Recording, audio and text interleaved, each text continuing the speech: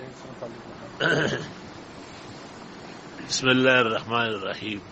حضرت مولانا محمد الیاس صاحب گمن، جو حقیقت میں سیف اسلام ہے اور اس وقت کے ابن تیمیہ اور ابن قیم ہے اور تمام فتنوں کے لیے سچ مچ اللہ نے ایک لاسانی جواب شافی پیدا کیا ہے۔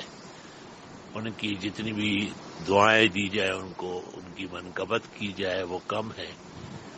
حضرت نے کئی ساجد اور فقیر کے بارے میں بیماری کا سنا، بیماریاں تو رہتی ہے، لیکن آج کل ایسا کوئی واقعہ نہیں ہے۔ یہ کوئی پرانی اسپتال میں کچھ ٹیسٹ کے لیے ہم گئے تھے، ایک ساتھی ہے کمکل سا ریاض، اس کو میں نے کہا بھی کہ یہ نہ کرو، اس نے کہا لوگ دعائیں ہی کریں گے۔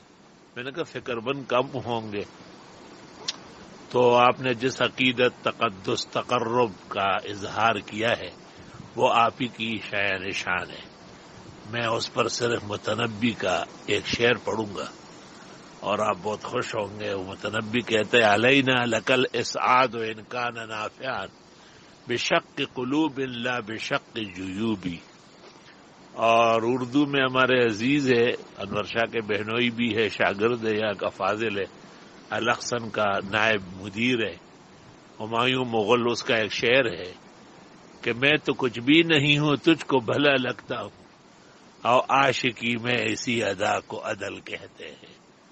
جب کسی رات میں ہم تم پہ غزل کہتے ہیں، انہی راتوں کو تو ہم شب وصل کہتے ہیں۔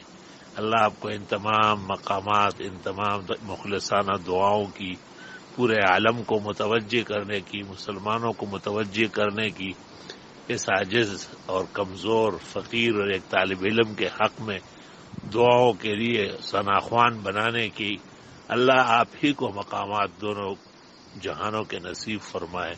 وصلی اللہ تعالی